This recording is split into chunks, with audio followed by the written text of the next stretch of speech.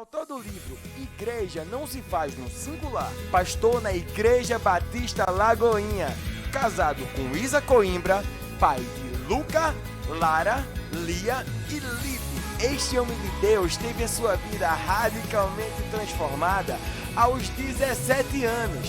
Ele ama incondicionalmente a sua família e se dedica integralmente à Igreja do Senhor. Com vocês, Pastor Flavinho! Por esse servo de Deus poderoso. A gente já se conheceu há muitos anos.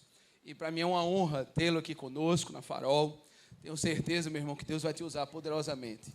E queria aqui, diante de todos, expressar minha gratidão pela nossa amizade de anos. E que Deus te abençoe e te use poderosamente. Você e tudo que Deus tem feito através da sua vida. Vamos orar por esse servo de Deus, esse santo homem. Pai, muito obrigado pela vida do pastor Flavinho, pela vida da Isa, sua esposa. Peço, Deus, que o Senhor o abençoe seu lar, o ministério, a família. E que a graça de Deus transborde, Deus, abundantemente, sobrenaturalmente, através da sua vida. Usa-o poderosamente, inclusive agora. Em nome de Jesus. Amém. Amém. Deus te abençoe, meu irmão. Glória a Deus. Tem alguém feliz aqui nessa noite? Glória a Deus. Que bom, feliz em conhecer essa casa. Desde o início acompanhei todo o processo, sempre orando. Pastor Martinho sempre compartilhando, né? Desde que esse lugar aqui nem existia. E em tão pouco tempo Deus fez um milagre. Quantos amam essa casa aqui em nome de Jesus? Quantos podem aplaudir a Jesus por essa igreja linda? Glória a Deus. Obrigado, pastor Martinho. Glória a Deus. É isso aí, né, gente? Que bom que vocês estão aqui nessa conferência. Sou de Belo Horizonte, pai de 4 filhos, né? A próxima vai nascer agora dia 25 de novembro, em nome de Jesus. Aí encerra, graças a Deus, né? Mas vai dar certo. E esteja orando por nós, mas auxilio diretamente o pastor Márcio, ali na Lagoinha, em Belo Horizonte, Lagoinha Matriz. Cuido de algumas outras igrejas no Brasil, algumas fora, mas para mim é um privilégio poder servir aqui. Alguém conhece Belo Horizonte aqui? Alguém? Alguém gosta de pão de queijo aqui?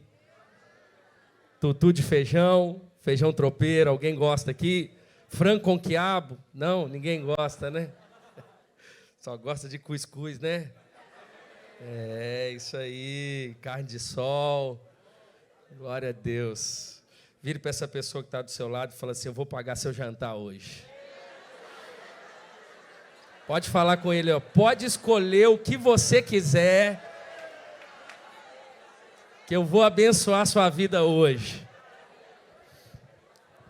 Amém? Está selado. Bate na mão dele e fala assim: está selado.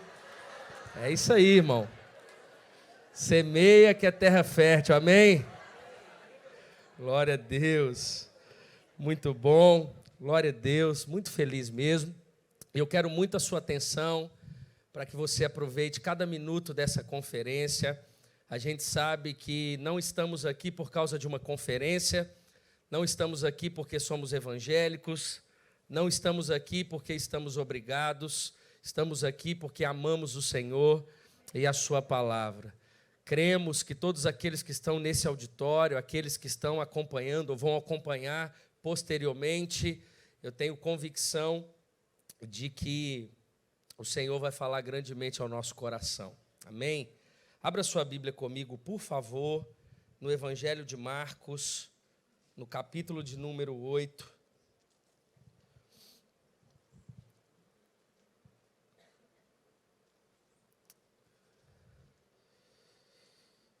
Evangelho de Marcos, capítulo de número 8. Eu quero ler com você a partir do verso de número 22. Evangelho de Marcos,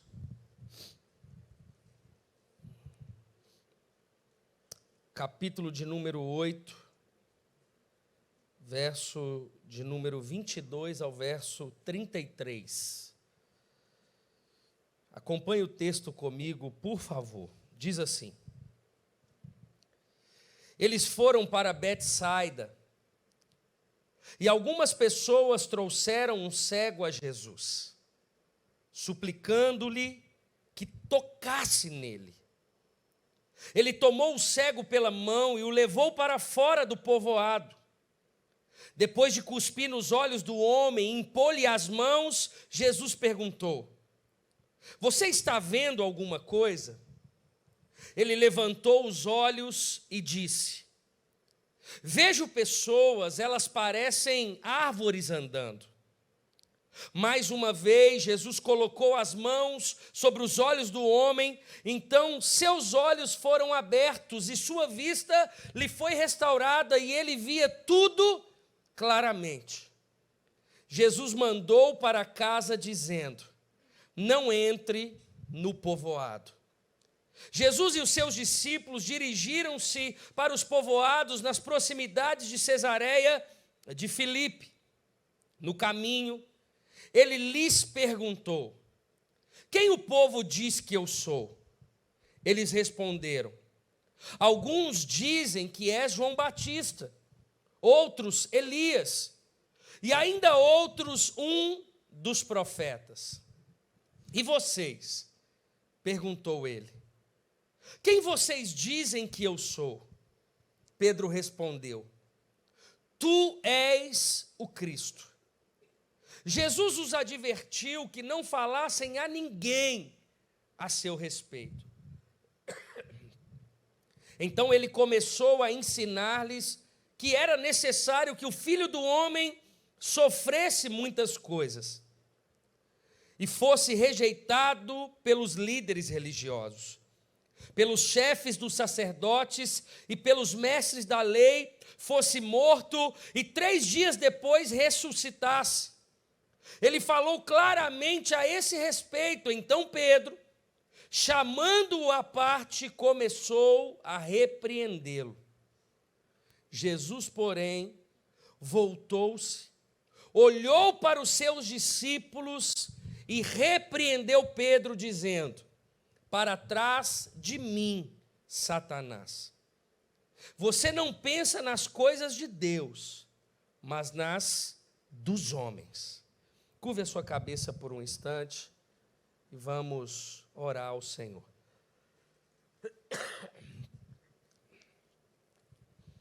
Senhor, a tua palavra é lâmpada para os nossos pés e também luz para os nossos caminhos. Que alegria poder estar entre irmãos, Senhor. Que alegria poder exaltar o teu nome com liberdade. Que alegria poder sentar na tua mesa nessa noite, diante de pessoas diferentes e podermos nos alimentar de algo que todos necessitam. Por isso, Senhor, fale ao nosso coração, que não seja mais uma conferência, mas que seja um marco nessa igreja. Ah, Espírito Santo, ela nasceu no teu coração, e tudo que está acontecendo e vai acontecer nesses dias é uma celebração da tua vontade, Senhor, da mão poderosa do Senhor sobre esse lugar. Eu oro, Espírito Santo, para que no decorrer da exposição bíblica o Senhor possa trazer discernimento a cada um, conforme cada necessidade, e que a palavra pregada nessa noite não seja apenas uma teoria, mas uma prática na nossa vida, nos fazendo cada dia mais influentes para a glória do teu nome, que possamos ser luz aonde passarmos, que possamos enxergar como o Senhor enxerga, que possamos entender a missão do Senhor, como é a tua vontade. Assim eu oro, Senhor, e desde já devolvo somente a teu Filho toda honra, toda glória e todo louvor dessa palavra, dessa noite e de toda a nossa vida. Assim eu oro em o nome de Jesus. Amém e amém. Bom, me permita construir algo com você nessa noite. Eu tenho percebido que, de alguma forma, as pessoas acabam se acostumando a viver com parcialidades de Deus. Você concorda comigo que toda a obra da cruz fez com que o Senhor nos permitisse viver o que é pleno. Quando você pega o autor de Romanos, na exposição de toda a carta, você vai perceber que ele começa com uma notícia, e a notícia que o autor de Romanos começa é que todos foram condenados por causa do seu pecado, e estavam ali mortos por causa dos seus delitos, condenados. Mas a segunda parte do livro de Romanos, a Bíblia vai dizer que um Cristo, ele foi lá e resgatou as pessoas dessa condição de condenados, de mortos, e as justificou. E agora que nós compreendemos a obra da cruz, nós conseguimos então a viver na plenitude do Espírito Santo. Só é possível viver na plenitude do Espírito Santo se eu entendo de onde saí, se eu entendo de quem me tirou, e agora então eu entendo que toda a minha vida precisa ser para a glória dele. O meu casamento para a glória dele, a minha paternidade para a glória dele, o meu namoro para a glória dele, tudo que eu faço no trabalho, a minha faculdade, a minha profissão, a esfera que eu atuo, tudo para a glória de Deus. Agora, existe o que é pleno, o que é o ápice, o que é a plenitude das coisas. E diante dessa realidade que eu digo, que tem muitas pessoas que se acostumam a viver as migalhas, as parcialidades, não conseguem ou não estão dispostas a viver o tudo de Deus. É por isso que somos uma geração muitas vezes sem constância, sem propósito, que gosta sempre de algo novo, de adrenalina, e pela falta de constância nunca vive a plenitude, o pleno, o ápice, porque não consegue viver uma espiritualidade constante, um relacionamento crescente com Jesus, um relacionamento crescente com a palavra, um conhecimento bíblico sólido diante de um evangelho genuíno, uma seriedade, um compromisso em relação à igreja local, uma lealdade em relação aos seus líderes, uma intencionalidade em relação à sua missão no trabalho, na faculdade, na família, aonde você estiver. E é exatamente por isso, porque gostamos muitas vezes de mudar demais. E é interessante porque para a gente viver a plenitude de Deus, nós precisamos conhecer plenamente o seu coração. E para isso a gente tem que estar disposto a renunciar, a encontrar prazer nele. Eu não estou aqui nessa noite simplesmente por estar. Eu tenho prazer em estar aqui nessa noite. Eu não vou num culto porque eu preciso estar, porque eu preciso de Deus para que eu passe durante toda a semana com livramentos e Deus possa me abençoar, prosperar a obra das minhas mãos. Não, eu tenho prazer na pessoa de Jesus. Eu não sirvo a Ele por aquilo que Ele pode me dar, mas por aquilo que Ele é. Eu não faço nada por Ele com segundas intenções, não é uma troca. Jesus, Ele não faz barganha. Jesus, Ele não precisa que eu dê nada para que Ele me dê. Eu estou com Ele, eu sirvo Ele, e eu vivo para a glória dEle, e é por prazer. É porque é o melhor lugar, é porque já experimentamos um lugar sem Ele, e nada é melhor do que estar com Jesus, na presença de Jesus, na pessoa do Espírito Santo. Nós temos prazer nele. Agora,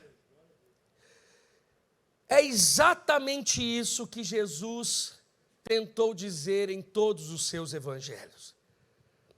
Você sabe que cada evangelho tem a sua peculiaridade. Por exemplo, o evangelho de Mateus, uma vez escrito aos judeus, numa perspectiva de Jesus como rei. Exatamente porque os judeus não acreditavam que Jesus viria como homem, mas ele viria sobre uma nuvem, no seu esplendor, e não, ele veio como homem, ele nasceu de uma virgem. Diferente do evangelho de Marcos, que foi escrito aos romanos, numa perspectiva de Jesus como servo, e diferente do evangelho de Lucas, que foi escrito aos gregos, numa perspectiva de Jesus como homem perfeito.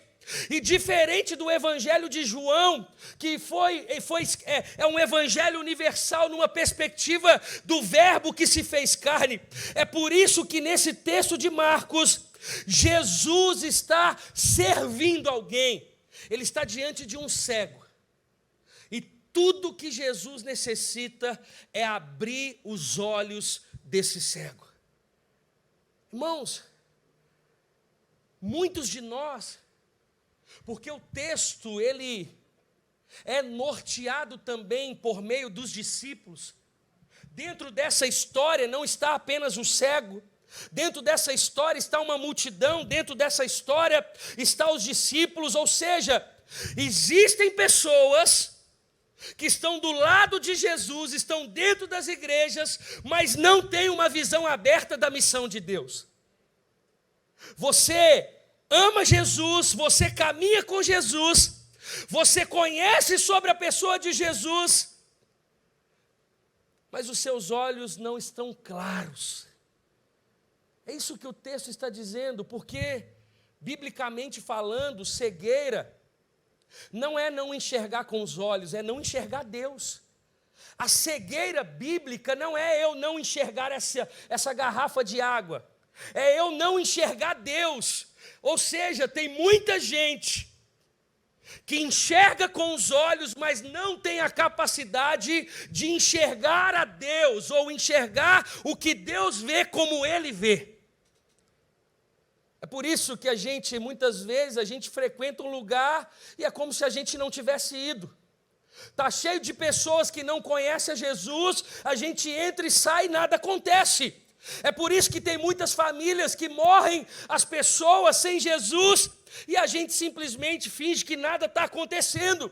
É por isso que a gente ingressa numa universidade, 4 anos, 6 anos, não sei o número de anos de um determinado curso, mas ninguém conhece a Jesus através da nossa vida. Por quê? Porque a gente não consegue enxergar as coisas, o ambiente, como Jesus enxerga. É a maior prova de que eu e você muitas vezes não vivemos a plenitude da vontade de Deus. Não vivemos. Eu fui pregar esses dias numa lagoinha no interior de São Paulo, na cidade de Leme. Eu cheguei como agora, assim, cheguei 5h20 no hotel, 5h30, eu ia pregar às 7h30 da noite, era uma quarta-feira, na quinta cedo, de madrugada, eu já ia pegar o avião, voltar para Belo Horizonte, para as minhas responsabilidades. E eu preguei, primeira vez que eu estava naquela igreja, uma igreja linda, o pastor muito receptivo. Eu tomei um banho no hotel, o pastor logo me pegou, eu fui para a igreja, começou o culto, eu preguei no culto, e acabou o culto, era quase 10 horas da noite, ele estava ali tendo comunhão com os irmãos, atendendo as pessoas no final do culto.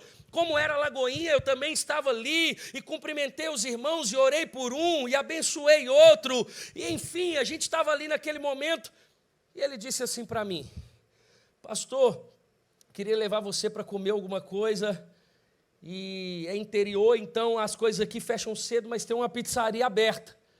Você aceita ou você quer ir para o hotel? Eu falei: não, irmão, vamos lá comer uma pizza, e fui com ele. Cheguei na pizzaria, já era quase mais de 11 horas da noite, estava vazia, tinha praticamente em toda a pizzaria muito grande, só uma mesa e agora a nossa. É como se eu tivesse entrado ali na porta principal da pizzaria, a gente sentou numa mesa aqui. Irmãos, a gente veio, eu sentei aqui, o pastor sentou, ele tem 2 filhos, uma filha e um filho, a filha dele sentou aqui, o filho, a esposa dele sentou, e quando eu sentei, eu olhei para a porta da pizzaria e eu vi um garçom. Eu não tinha notado esse garçom na hora que eu entrei. Na hora que eu sentei, eu olhei para ele, Deus falou assim comigo: você acha que você veio nessa cidade para pregar nessa igreja? Não, você não veio para pregar nessa igreja, você veio por causa daquele garçom. E eu falei: meu Deus, 11h30 da noite, cansado. Tem 7 anos que eu não durmo a noite inteira. preguei, viajei, trabalhei de manhã na igreja, peguei o avião, corri para Confins, vim para a cidade, preguei, estou aqui cansado. A hora de eu comer uma pizza, eu falei, pior que não é o garçom que está me atendendo. E nisso já veio um outro garçom, perguntou o que a gente ia beber, o pastor já, pelo horário, já pediu a pizza, e eu precisei arrumar algum argumento para chamar aquele garçom. Quando aquele garçom que nos atendeu foi para a cozinha para fazer o pedido, só estava aquele garçom dentro da pizzaria, eu levantei a mão. Ele veio atender, eu falei, irmão, não quero dar voltas com você, eu te chamei, não quero pedir nada, mas eu preciso saber se você já entregou sua vida a Jesus. Eu sentei aqui, eu olhei para você e eu sei que Deus, ele de alguma forma, Ele está chamando você. Ele começou a chorar e falou, olha, a minha mãe é cristã, eu me desviei na adolescência, já tem quase 15 anos que eu estou fora do caminho do Senhor. E ele começou a chorar, eu falei, por isso que eu estou aqui, você precisa voltar para o Senhor. Eu comecei a falar da palavra com ele, e o pastor também não estava entendendo nada. Isso chegou outro garçom com as bebidas, e eu estava falando com ele, e por fim, eu falei, então você precisa entregar a sua vida a Jesus, ou reconciliar com Ele. Ele pôs a mão no coração, a gente fez uma oração de reconciliação, ele voltou, eu falei, agora você precisa ser cuidado por esse pastor, é o pastor da cidade. Você aceita ir lá na igreja desse pastor? Claro. Eu falei, então domingo você vai no culto. Ele falou, coincidentemente, esse domingo é minha folga, eu tenho um domingo de folga por mês, e é esse, eu me comprometo, domingo eu vou lá. E pegou na minha mão, eu falei, então domingo você vai lá. Amém. Ele saiu, com o rosto todo inchado, tinha chorado, reconciliado com Jesus, a pizza já tinha esfriado e a gente estava lá. Beleza. Isso foi na quarta. No domingo teve o culto. Na segunda o pastor me manda um áudio falando, pastor, só para te dar um feedback, aquele rapaz veio no culto. Ele chorou o culto inteiro. Era uma igreja menor do que essa, metade. Então o pastor conseguia perceber todo mundo. E ele falou, ele chorou o culto inteiro. No final eu fiz um apelo, ele veio na frente, ele reconciliou publicamente diante da igreja. No final ele me esperou, eu conversei com ele e me comprometi a discipular ele no dia da folga dele. Ele tem uma folga por semana, no dia da folga dele ele vai vir na igreja, eu vou ter um tempo com ele, eu vou cuidar dele. Ok, pastor, glória a Deus, obrigado pelo feedback. Passou 3 semanas, aquele pastor me liga e fala assim, pastor, está podendo falar? Eu falei, eu estou terminando o atendimento, mas você pode falar, pastor. Ele falou, sabe aquele rapaz? Sei, acabou de chegar na igreja e ele me perguntou se eu posso ir ali com ele. Eu estou aqui disponível e eu perguntei onde. E o rapaz falou assim, eu preciso, pastor, que você me leve na delegacia. O pastor perguntou por quê? Ele falou, porque desde aquele dia que aquele pastor de Belo Horizonte esteve na pizzaria, desde aquela noite eu não estou em paz, eu realmente quero viver para Jesus, e eu tenho um mandado de prisão aberto no meu nome, de um crime que eu cometi alguns anos atrás, de um furto, e eu preciso me entregar à justiça. E o pastor disse para mim assim, pastor, eu vou com ele? Eu falei, claro, leva ele para a delegacia, isso é fruto do arrependimento, isso é Deus abrindo os olhos dele, deixa ele pagar pelo que ele fez.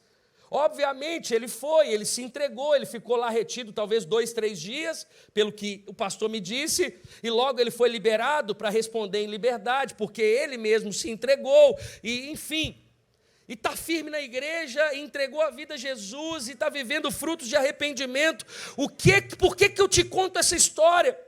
Porque a gente entra num posto de gasolina, a gente entra numa pizzaria, a gente vai na casa de um familiar, a gente entra em alguns ambientes, a gente forma na faculdade, a gente começa uma empresa e a gente não entende o porquê a gente está lá. A gente continua achando que é por causa de um salário, a gente continua achando que é por causa de um diploma, a gente continua achando que a gente nasceu naquela família fruto do acaso, a gente não entende o nosso propósito de morar naquele condomínio, de morar naquele bairro, de nascer naquela família, de estudar naquela faculdade, de trabalhar naquela empresa. Por quê? Porque a gente tem cara de discípulo, a gente veste como um discípulo, a gente fala como um discípulo, mas a gente não consegue enxergar como o Senhor enxerga. É por isso que cegueira na Bíblia não é sobre não enxergar as pessoas, é sobre não enxergar a vontade de Deus. É nesse contexto que Jesus traz essa história para ensinar os discípulos. Olha o que diz o texto. Verso 22. Eles foram para Betsaida e algumas pessoas trouxeram um cego a Jesus, suplicando-lhe que tocasse nele. Ele tomou o cego pela mão e o levou para fora do povoado. Depois de cuspir nos olhos do homem, pôr-lhe as mãos, Jesus perguntou: você está vendo alguma coisa? Ele levantou os olhos e disse: vejo pessoas, elas se parecem árvores andando. Jesus, ele divide essa história em 3 momentos que ele prova a falta de discernimento das pessoas. Quando eu falo falta de discernimento, eu estou dizendo falta de visão, falta de ter a ótica de Deus, a lente de Deus, falta de ter uma visão clara, não ofuscada, não embaçada. O texto vai dizer que Jesus, então, ele faz uma pergunta para aquele homem: o que você está vendo? E a Bíblia vai dizer que o homem responde: vejo pessoas, elas parecem árvores andando. Irmãos, a falta de discernimento, a falta de viver o pleno de Deus, a falta da gente viver o ápice, a plenitude do Espírito, o fato da gente se acostumar em viver as migalhas, e é por isso que a gente reclama de muita coisa, é por isso que tem muita gente que se torna fiscal de igreja, fiscal das coisas, critica tudo, não consegue ser luz aonde está, não consegue influenciar o ambiente no qual o Senhor te colocou. A Bíblia vai dizer que a falta de discernimento desse cego fez com que ele, ao invés de enxergar pessoas, ele enxergasse coisas. Se tem uma coisa que prejudica o projeto de Deus diante da falta de discernimento, é porque a falta de discernimento faz a gente enxergar pessoas como coisas. Jesus pergunta: o que você está vendo? Ele está dizendo: eu vejo pessoas como árvores. É por isso que a gente é geração que as pessoas trocam a esposa por causa de qualquer coisa, a gente compra as coisas para o outro ver, a gente compra um carro para as pessoas ver, a gente quer uma roupa só para o outro ver. As pessoas se tornam coisas, as pessoas têm morrido por causa de R$1, por causa de uma situação material. E não adianta falar que é só ímpio, não. A igreja começa a crescer, as pessoas vão perdendo o sentido de quem elas são, a humanidade. As pessoas agora, elas são coisas. Quantas vezes eu ouvi na minha cara, irmãos, na minha igreja, pessoas dizendo: pastor, enquanto eu fui útil, eu era observado, eu tinha atenção. Quando eu deixei de ser útil, eu fui descartado. Porque a falta da visão clara de Deus, da nossa missão, do que Deus tem para você, do quanto Deus quer usar você em toda a sua fase, em todas as suas estações, em todas as idades, Deus tem propósito. A falta da gente não saber o que Deus tem, a gente começa a valorizar mais as coisas materiais do que as pessoas. É por isso que tem muita gente que vai no velório, está lá, viu, tá um caixão, e a gente está dizendo assim para o familiar: não se preocupe, ele está melhor do que a gente. Nem sempre. Não adianta a gente maquiar. De pessoas boas, o inferno está cheio. Não é sobre pessoas boas, é sobre pessoas que têm Cristo como Salvador, como Senhor da vida. E esse é o nosso papel, é o papel de anúncio, é o papel de fazer a diferença, irmãos, mas tem que ser orgânico. Aí você diz, pastor, mas eu aproveito as oportunidades. Eu não estou dizendo sobre as oportunidades que você aproveita, eu estou falando sobre as que você deixa de aproveitar. Eu estou falando sobre os momentos que você não consegue enxergar, os momentos que você está enxergando as coisas. É como se eu estivesse aqui, entrasse nesse ambiente, eu vejo esse teclado, eu vejo esse microfone, esse telão, eu vejo esse púlpito, esse iPad, essa Bíblia, mas eu não vejo você. É por isso que os pais hoje trocam seus filhos por causa do emprego, por causa de dinheiro, por causa do trabalho. É por isso que os casamentos estão acabando. É por isso que os jovens estão se perdendo na faculdade. Porque não conseguem enxergar como Deus enxerga. Jesus está mostrando para os discípulos, ele pega um cego, ele quer que os discípulos percebam, ele está dizendo, está vendo? Vocês estão como esse cego. Ao invés dele enxergar as pessoas, ele está enxergando árvores. Tem muita gente dentro da igreja se importando muito mais com o seu umbigo ou com a sua vontade do que com a vontade de Deus. Uma pessoa vale mais do que o mundo inteiro. Eu tenho convicção de que em pouco tempo não vai ser 4 cultos no domingo, terá que ter um lugar maior. Muita gente vai chegar nessa igreja e principalmente, se não for um grupo que discipula, mas uma igreja discipuladora, uma igreja que ama gente, uma igreja que se importa com as pessoas. Nós não podemos enxergar coisas no lugar de pessoas. Eu quero que você saia daqui mandando áudio para sua família dizendo sobre o projeto de Deus. Eu quero que você saia dessa conferência entrando na universidade de forma diferente. Eu quero que você saia daqui usando as suas redes sociais para a glória de Deus. Eu quero que você saia daqui honrando mais os seus pais. Eu quero que você saia daqui honrando mais os seus filhos. Eu quero que você saia daqui vivendo um evangelho genuíno, porque não é sobre coisas. Jesus não morreu por essa caixa. Jesus não morreu por esse tablado, Jesus não morreu por essa bateria, Jesus morreu por pessoas. Entenda isso. O texto vai dizer, o que vocês enxergam? Eu vejo pessoas, mas como árvores, andando. Jesus, ele prova mais uma vez que as pessoas não enxergam como ele é.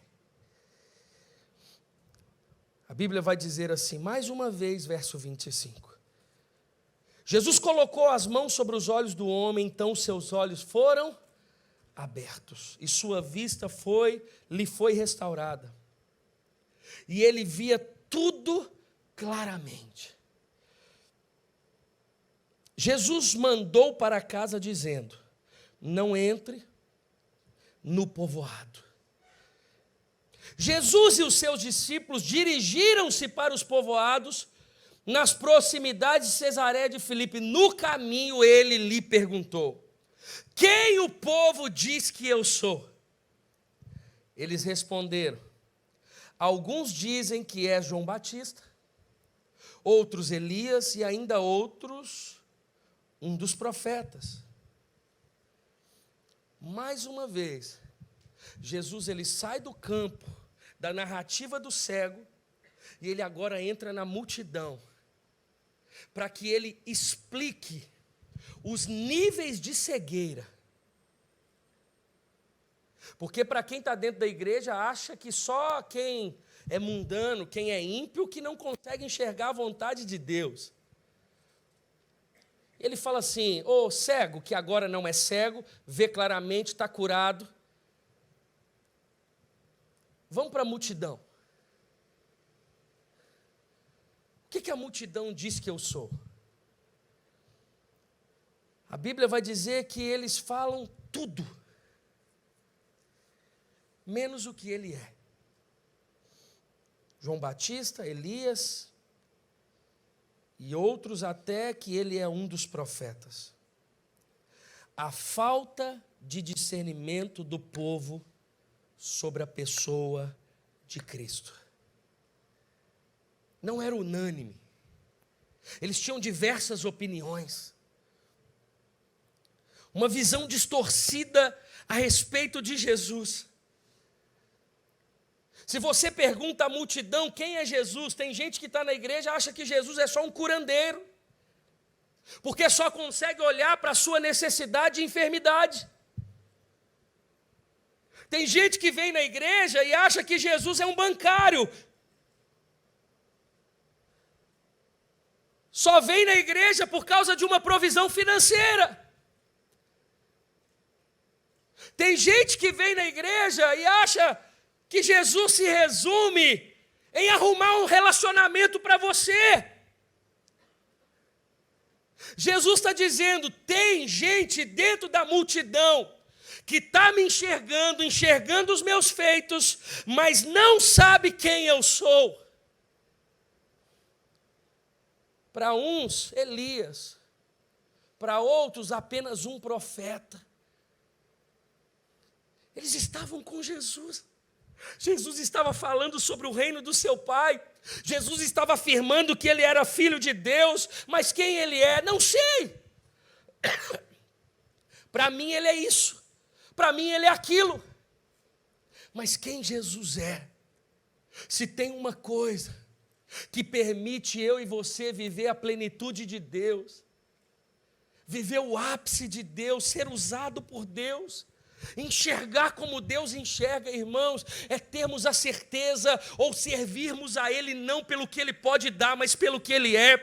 Se te perguntar quem é Jesus, Jesus é o Filho de Deus, e mais, é aquele que venceu a morte, que morreu pelos nossos pecados, ressuscitou o terceiro dia, Ele está vivo, inclusive está aqui nessa noite, no primeiro dia de conferência. Ele não é nada além de um Filho de Deus, tem todo o poder sobre a sua mão. O salmista vai dizer que ele tem o controle do universo na palma de sua mão. Quem ele é? Ele é o Filho de Deus. Ele é mais do que um curandeiro.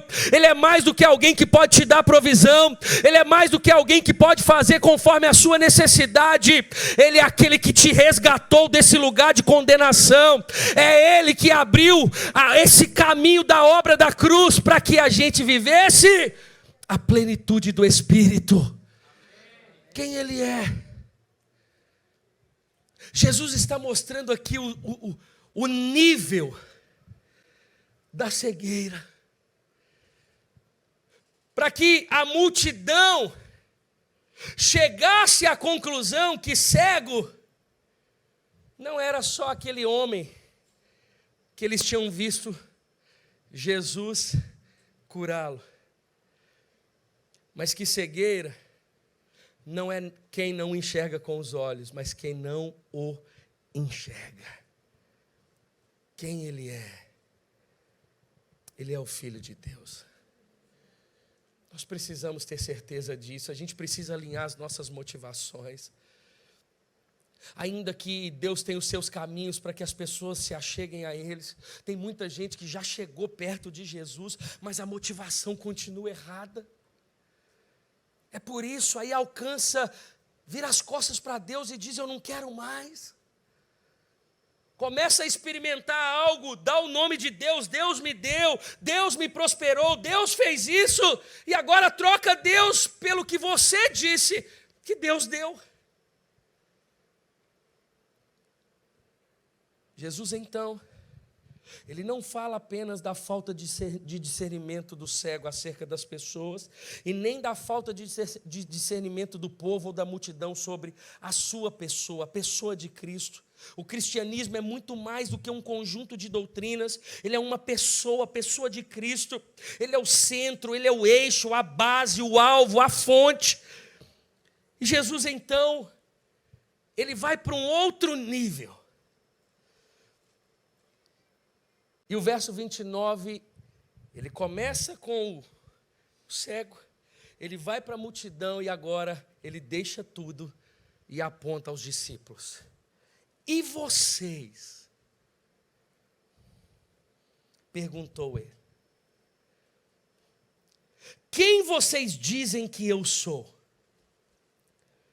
Pedro respondeu: tu és o Cristo. Jesus os advertiu que não falassem a ninguém a seu respeito. Então, ele começou a ensinar que era necessário que o Filho do Homem sofresse muitas coisas. Eu vou continuar o texto, entenda. Jesus mostra a cegueira de uma pessoa comum, necessitada de cura, para provar que a cegueira na Bíblia é não enxergar como ele. Como não enxergamos, não vivemos a plenitude da sua vontade. A multidão observando, ele prova que a multidão era tão cega quanto aquele jovem. E agora ele volta aos discípulos, ele faz uma pergunta: e vocês? O que vocês falam? O que vocês dizem que eu sou? Pedro acerta: aprovado, tu és o Cristo. E Jesus fala assim: vamos ver se vocês acham, ou se você não está falando da boca para fora, se eu sou o Cristo mesmo. E Jesus então começa a abrir o coração. Jesus começa a falar sobre a vontade plena do Pai. E ele vai dizer: então ele começou a ensinar que era necessário que o Filho do Homem sofresse muitas coisas e fosse rejeitado pelos líderes religiosos, pelos chefes dos sacerdotes e pelos mestres da lei, fosse morto e 3 dias depois ressuscitasse. Ele falou claramente a esse respeito. Então Pedro, chamando à parte, começou a repreendê-lo. Jesus, porém, voltou-se, olhou para os seus discípulos e repreendeu Pedro, dizendo: para trás de mim, Satanás. Você não pensa nas coisas de Deus, mas nas dos homens.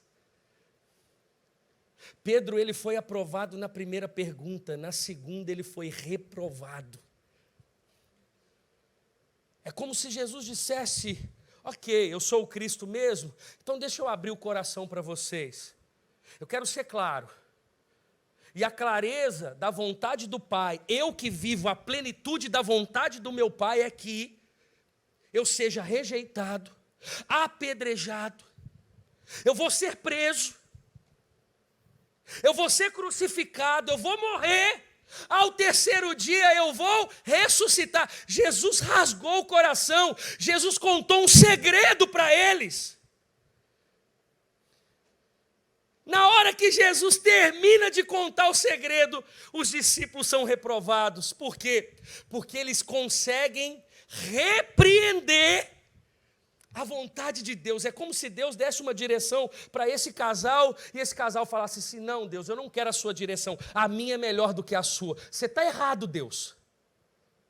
Os discípulos repreenderam o próprio Deus, ou seja, a cegueira não estava apenas naquele jovem, a cegueira não estava na multidão, mas a cegueira também estava nos discípulos, em especial Pedro. A falta de discernimento de Pedro sobre a verdadeira missão do Messias. A cosmovisão de Pedro no texto foi extremamente humanista. Jesus tinha acabado de revelar sua identidade, seu verdadeiro propósito. Se Pedro não tinha discernimento, Jesus tinha, em perceber a intenção do seu coração. Irmãos, o que eu vejo nesse texto é o convite que Jesus nos faz. O texto está nos fazendo um convite para que, de fato, saia toda a poeira dos nossos olhos, para que nós possamos permitir que Jesus limpe a nossa visão.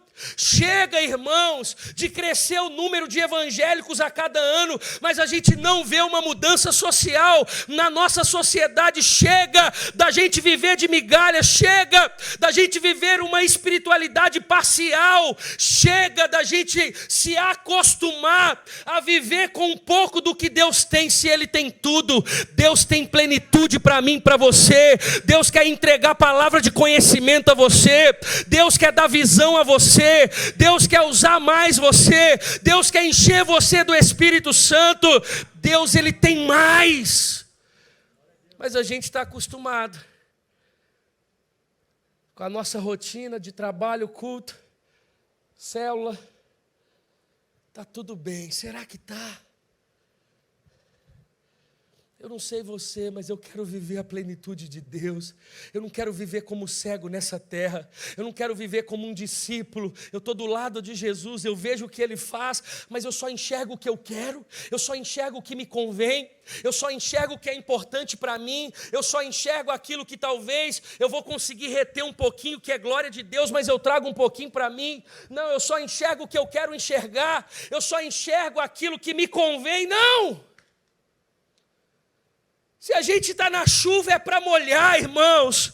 Se a gente conheceu a Jesus é para a glória dele que a gente deve viver. Você jovem que está aqui, para de tentar trazer um pouquinho do seu jeito. Um teólogo vai dizer, ou você crê em toda a Bíblia, ou não é em Cristo que você crê, mas em você mesmo.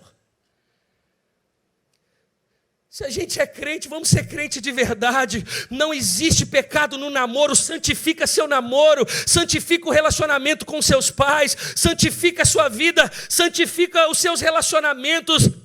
Prega o evangelho. Eu não estou dizendo para você ser chato, eu não estou dizendo para você ser bitolado, eu estou dizendo para a gente viver a plenitude do que Deus tem.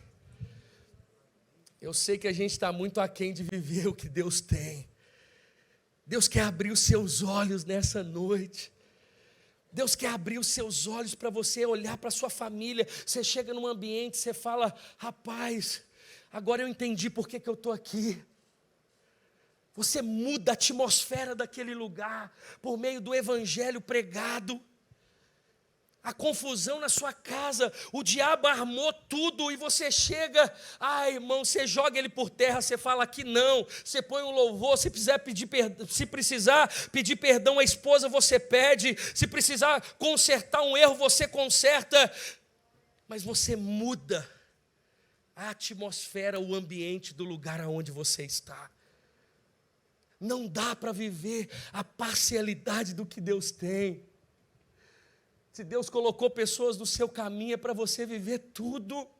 Eu quero ver a sua célula crescendo absurdamente, não para a sua glória, mas para a glória de Deus, porque você entendeu Romanos capítulo 11, verso 36, porque dele, por ele, para ele são todas as coisas. A sua casa é para a glória de Deus, as suas finanças é para a glória de Deus, os seus relacionamentos é para a glória de Deus, os seus filhos é para a glória de Deus, seu casamento é para a glória de Deus, seu namoro é para a glória de Deus, a sua igreja é para a glória de Deus, tudo que você tem é para a glória de Deus.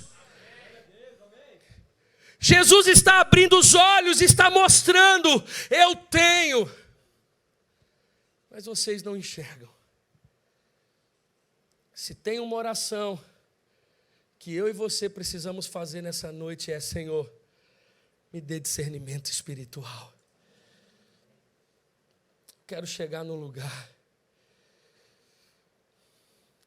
quero perceber o que o Senhor tem. Por que eu estou naquela faculdade, Senhor?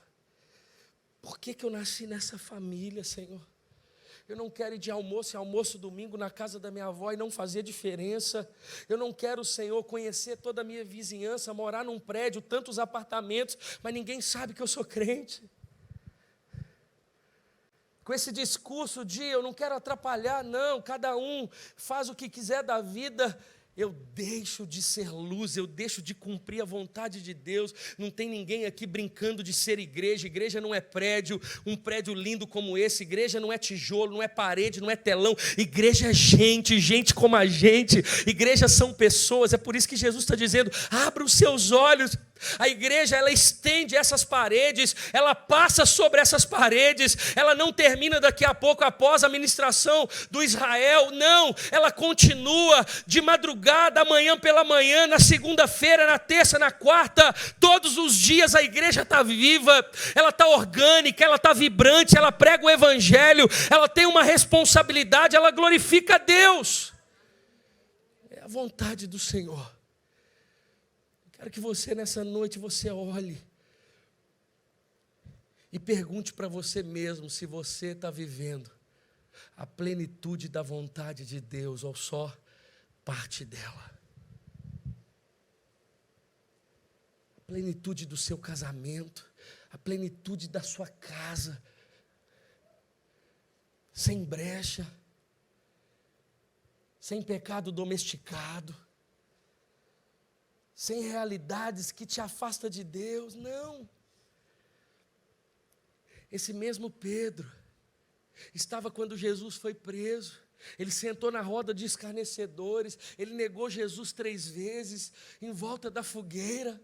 Mas esse mesmo Pedro, que vivia a parcialidade do relacionamento com Jesus, quando ele abre os olhos, quando Jesus ressuscita, volta lá na praia, Pedro está lá, Jesus acende a fogueira, abre os olhos de Pedro, esse Pedro covarde que nega, esse Pedro covarde que repreende, agora na igreja do primeiro século ele é um gigante, agora ele vive a plenitude, ele prega o evangelho, milhares de pessoas conhecem o Senhor, ele está no sinédrio, agora ele está cheio do Espírito Santo, ele está cheio de coragem. Por quê?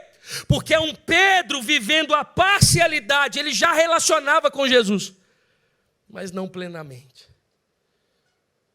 Agora na igreja do primeiro século ele se relaciona plenamente com Jesus. Irmãos, ninguém segura uma igreja, pessoas que vive 100% da vontade de Deus. Ninguém para, ninguém detém. Essa igreja, ela consegue ser luz. Essa igreja muda o cenário. Essa igreja, pessoas que vivem a plenitude. Essa igreja, ela está nas esferas da sociedade, ela faz a diferença. Essa igreja, essa família, você olha para ela e fala assim, não tem cabimento o quanto que eles parecem com Jesus, o quanto eles glorificam a Deus. Não tem explicação, eles não desperdiçam uma oportunidade. Olha o casamento dele, olha o casamento dela, olha os filhos, olha o discipulado, olha o envolvimento, olha o compromisso, olha a fidelidade, olha o trabalho intencional, olha o curso que faz, olha as oportunidades que eles aproveitam. É diferente. Porque o convite do Senhor, quando tirou as escamas dos nossos olhos, não é que a gente se parecesse com Ele, é que a gente se esvaziasse de nós mesmos, para que Ele pudesse viver em nosso lugar. Não somos mais nós quem vivemos, mas Ele vive em nós. Não é você quem fala, o Espírito fala através de você. É por isso que Paulo, indo para um outro lugar, o Espírito fala, não, Macedônia. Ok, Macedônia, nasce a igreja de Filipos, vai para Tessalônica, passa em Bereia, chega em Atenas, vai para Corinto, vai para Éfeso, tudo direcionado pelo Espírito Santo. E a gente está assim, eu não sei qual curso eu faço, eu não sei se eu entro nesse relacionamento ou não entro, eu não sei se eu compro isso, eu não sei se...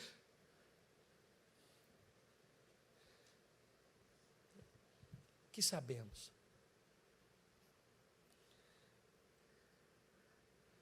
Um povo perdido, sem saber o próximo passo.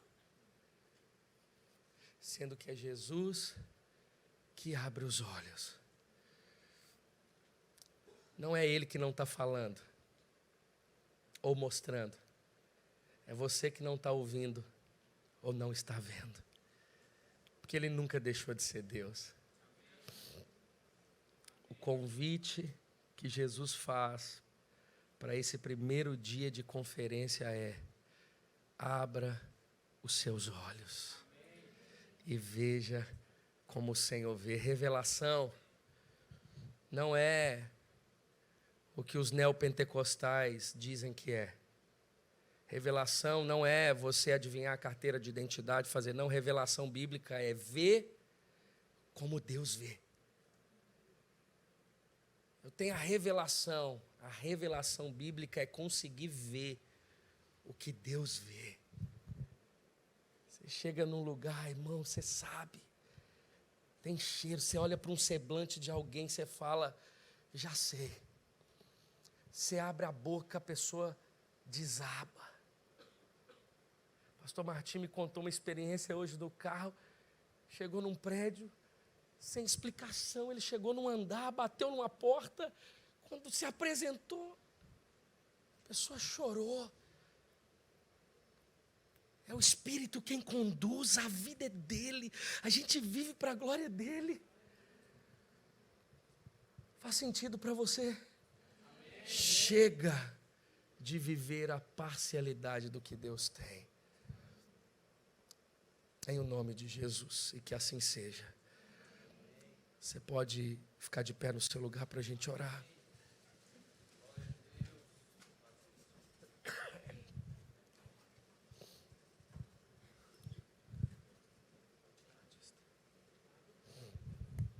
Feche os seus olhos. Pode vir o ministério de louvor. Ministério de louvor, eu chamo. Feche os seus olhos.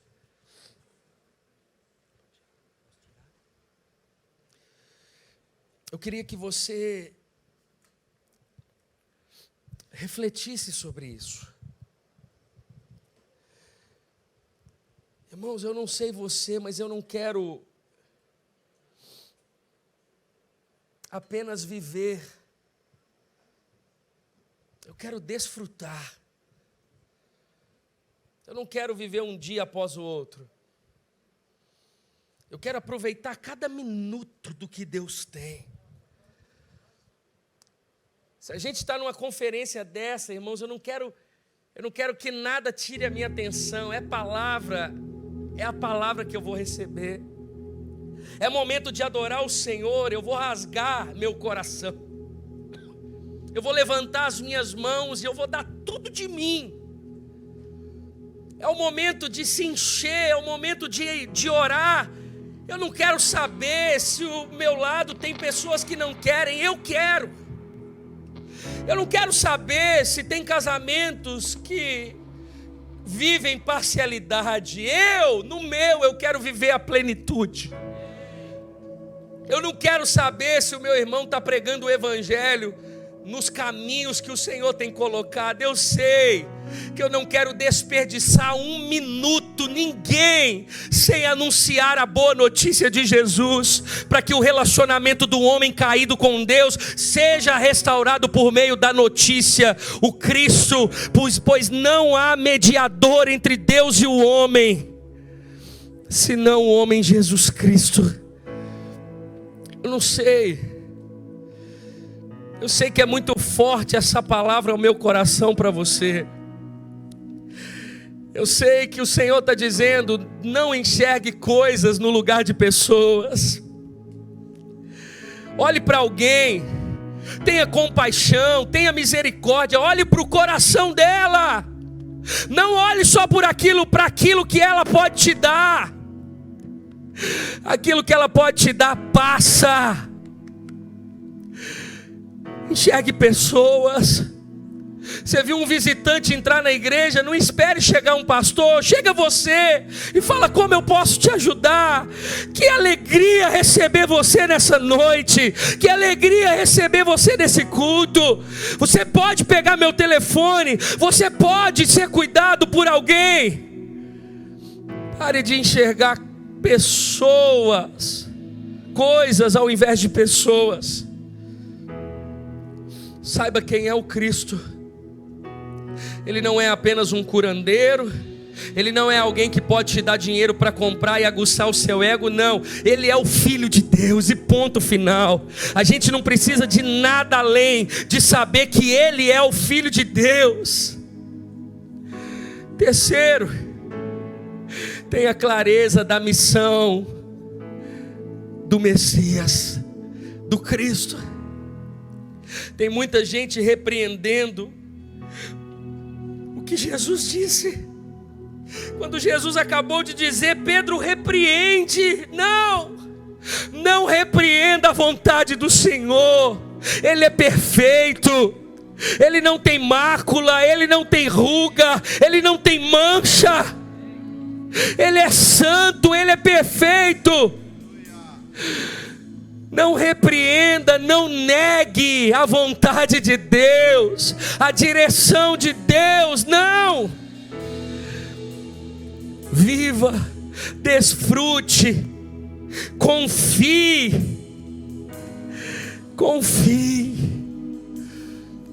Esse é o convite que Jesus faz para mim e para você. Feche os seus olhos enquanto os nossos irmãos vão adorar, cantar uma canção, ministrar sobre a nossa vida. Eu quero que você pense, e logo depois eu quero orar por você. Eu quero orar com você. Feche os seus olhos, levante as suas mãos. Eu quero sentir suas dores, participar de sua morte. Toda a minha vida devo a ti. Eu quero conhecer a tua face, aproximar poder capaz de dar vida ao que está morto. Eu quero me alegrar em meio à dor. Senhor, Tu és o Cristo, nasci pra morrer em meu lugar. e nada poderá nos separar. Me rendo por inteiro aos teus pés.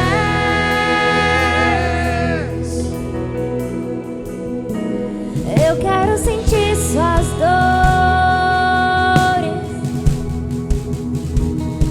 participar de sua morte.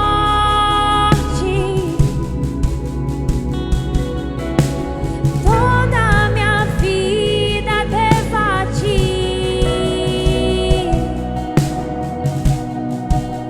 Eu quero conhecer a tua face, aproximar-me do poder Capaz de dar vida ao que está morto. Eu quero me alegrar em meio à dor.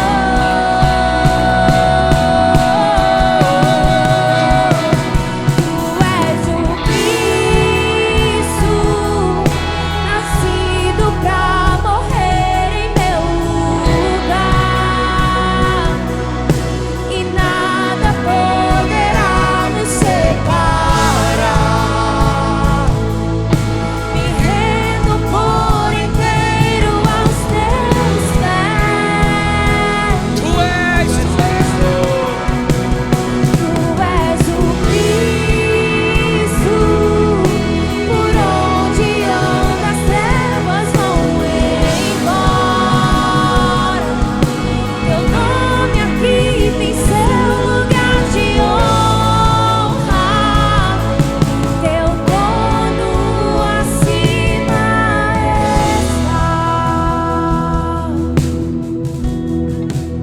está. Feche os seus olhos, feche os seus olhos.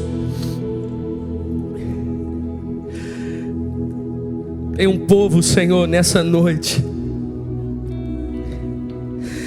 que deseja viver a plenitude da Tua vontade. Eles já são usados pelo Senhor, eles já são um canal desobstruído em Tuas mãos, mas eles anseiam ser mais e mais. Abra os olhos, Senhor.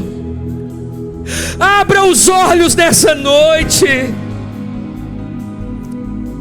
Uma igreja, Senhor, intencional. Uma igreja bíblica. Uma igreja cheia do Teu Espírito. Uma igreja que tem discernimento. Uma igreja que tem visão. Nós não nos acostumamos, Senhor, a viver de migalhas. Não queremos viver uma espiritualidade inconstante, não. Nós queremos viver tudo que o Senhor tem. Nós queremos fazer a diferença. Nós queremos ser luz aonde o Senhor tem nos colocado. Nós não vivemos, as misericórdias do Senhor não se renovaram hoje apenas para que a gente tenha conforto, dinheiro e aquilo que a traça e a ferrugem corrói e corrompe. Não. A nossa vida está associada ao teu propósito, Senhor. O Senhor nos escolheu no ventre da nossa mãe. Ah, Espírito Santo, abra os olhos, santifica os nossos olhos, Senhor. Entre nos quartos mais escuros do nosso coração, cura as nossas feridas, mas limpa a nossa lente, Senhor. Não queremos ver de forma ofuscada, embaçada, não. Tire todas as escamas dos nossos olhos, Senhor. Nós não queremos ver apenas aquilo que nos convém. Não, não. Não é sobre nós, é sobre o Senhor. Não é sobre a nossa vontade, é sobre a tua vontade. Nós fomos comprados pelo Senhor. Não somos nós mais quem vivemos, mas é o Senhor que vive em nós. Eu profetizo, Senhor, que a Igreja Batista Farol, após esses dias, Senhor, vai viver um novo, sobrenatural tempo da parte do Senhor. Se eles acham, Senhor, que o Senhor já tem feito tanto, o Senhor tem mais, o Senhor tem mais. O Senhor tem feito milagres? Tem, mas tem mais milagres, tem mais provisão, tem mais pessoas. Acrescente, Senhor, os que vão sendo salvos. Abra os olhos, Senhor. Nós queremos ver como o Senhor vê. Nós queremos enxergar o Senhor como Cristo, Filho de Deus. E nós queremos ver e viver a missão do Senhor como ela é, como é vontade do Senhor. Assim eu oro, Pai, e abençoo cada um que está aqui. Que o teu Espírito continue trazendo discernimento e aplicabilidade na vida prática de cada um, Senhor. Assim eu oro em nome de Jesus. Levante as suas mãos e vamos declarar mais uma vez esse refrão em nome de Jesus.